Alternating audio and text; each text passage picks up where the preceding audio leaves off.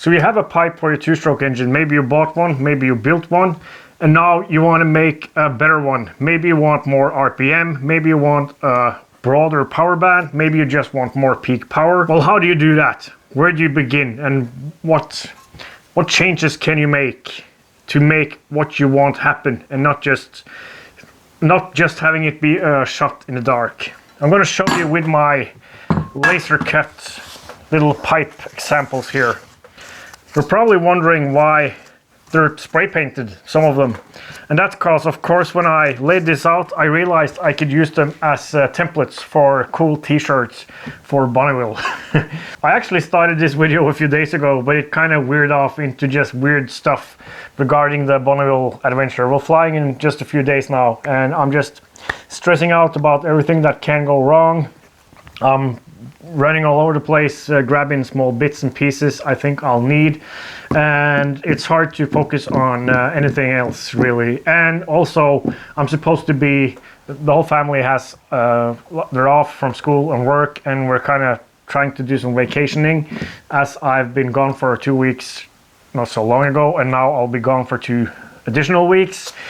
Anyways, pipe. And a huge thank you to everybody who has been supporting me and helping out making the Bonneville thing happen this year too. I'm so grateful. Thank you. Thank you so much. Thank you for the support. I'm not sure if that's straight. If I'll like that. But here's a simple pipe example. It's actually the 3rd attempt at this now, because I wasn't too happy about how rambly the 2nd attempt turned out, and I kind of missed out some stuff. So I've compressed everything into just simple things, and then explaining how it's not that simple really, but simple works. So as you know, and you'll find calculators and various tools, formulas, Excel spreadsheets for getting a baseline pipe. So, and I really suggest you do that.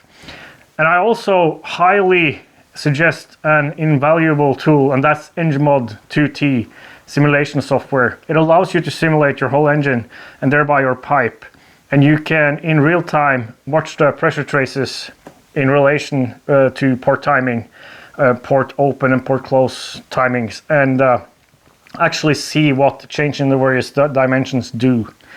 So it's so useful. It'll save you so much trial and error. So here's the pipe. Header, that's the Divergent code, the belly, and the Convergent code. The first point I want to talk about is your pipe should match your porting. What does that mean? So in a two-stroke engine, the optimum for best efficiency, most like highest power, is having exhaust timing being around 190 degrees. 180 is kind of the, in theory you'd think it'd be at 180, but 190, around 190 seems to be the best, probably because the pulses doesn't kind of just take off immediately. They're stronger at around a little bit after exhaust port opening. But you want that wave to travel back and forth in the pipe, and with the tune length and your RPM, the power band works, you want superpositioning happening, which means you want that first pulse to crash into the piston when it closes the exhaust port, and then you want that to add to the next pulse, and then you'll have a strengthening, a resonance going on. That's what you want. That's why you want symmetrical, kind of symmetrical exhaust ports opening and closing. If you go with a lower port, you'll end up with an exhaust port that opens later, and that will in effect make your shorter pipe seem longer. With lower exhaust timing, say 160 degrees of duration, so that means it opens much later. Well, that means the open time of that from the exhaust port open to exhaust port close is a much shorter time period, and that means the pulses will have to travel faster for the same RPM to get back to, like, take off when the port opens and then get back before it closes. Your pipe will act like a longer pipe with less port duration, and it goes the same way for the other way around with higher exhaust port timing. And the only reason going higher than around optimum 190 is as long as you can have the engine rev higher and still produce torque, where you kind of at some point you'll reach equilibrium where you're gaining less RPM than you're retaining torque, and that's where you want to stop.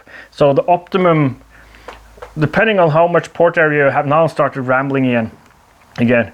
But just depending on, if you have lots and lots of area, you can have your engine rev higher than the optimum efficiency point and gain power.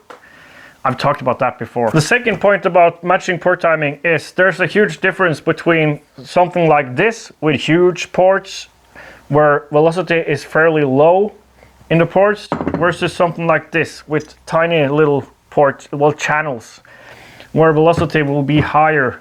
And at some point you can overpower the transfers and lose directional control. So that's also a point where a super fat, steep pipe might lose power with something like this because you're overpowering the directional control and you're losing.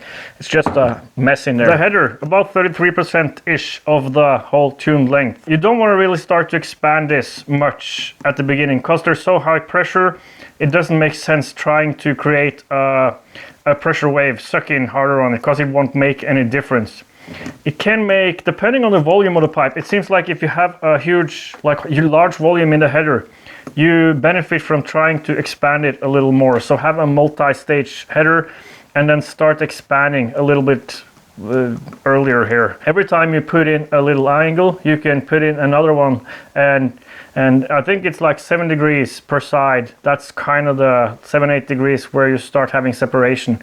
But as long as you have a section of say a straight section, then a section that's a couple of degrees, and then you can have another section that's a couple degrees more than that.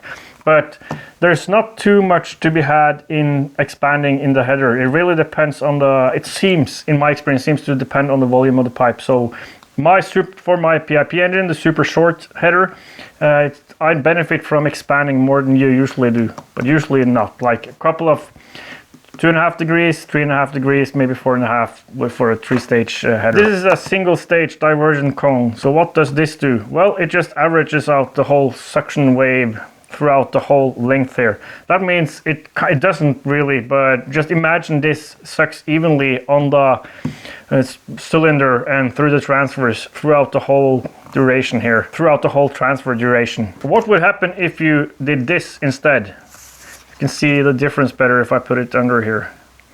So this starts out steeper and then goes mellow. Well, this would start sucking harder earlier and then suck less later. In effect, you would make this pipe seem a little shorter, kinda.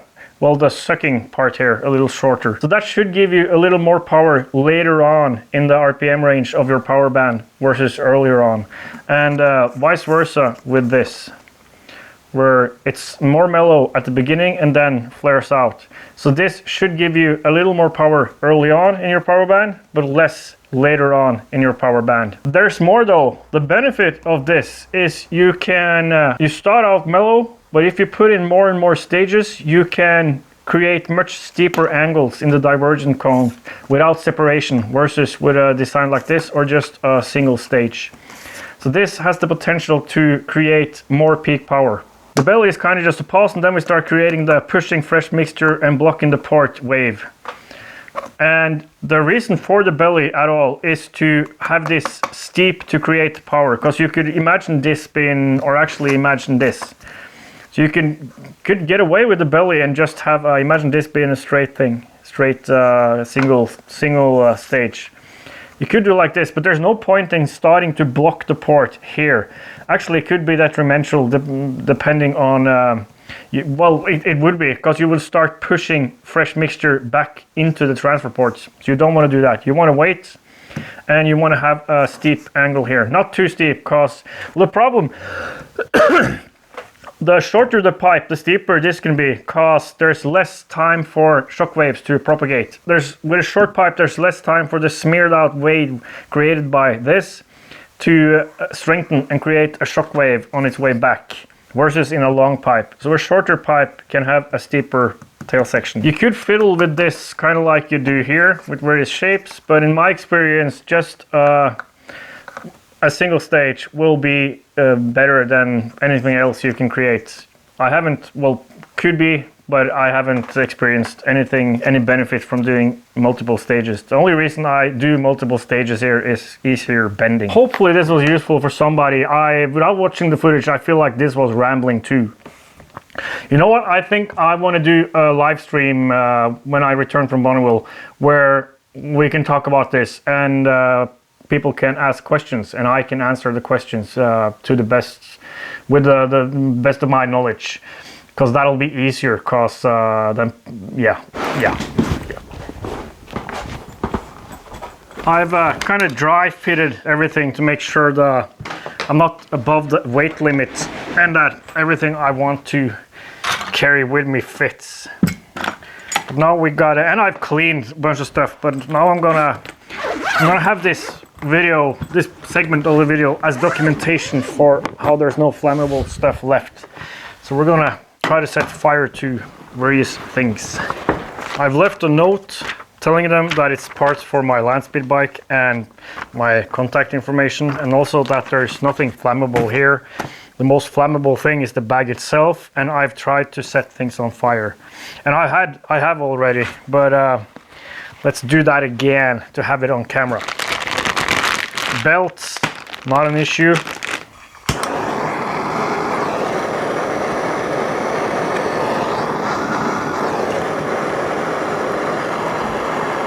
There's nothing burning.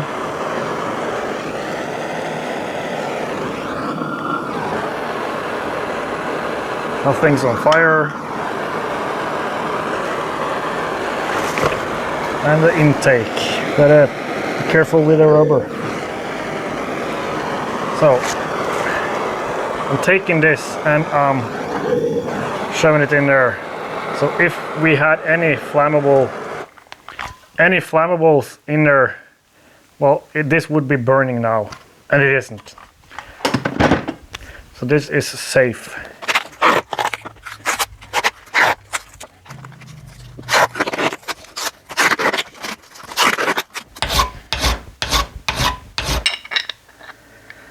The hole is a tiny bit too small. It doesn't matter.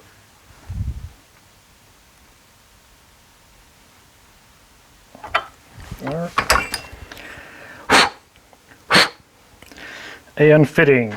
I've unpacked and repacked my bag 20 times now. Now the engine is disassembled, so it's no longer an internal combustion engine. It is just parts, which I think is easier to get through security. Leaving tomorrow night or the morning after, depending on how we want to organize stuff.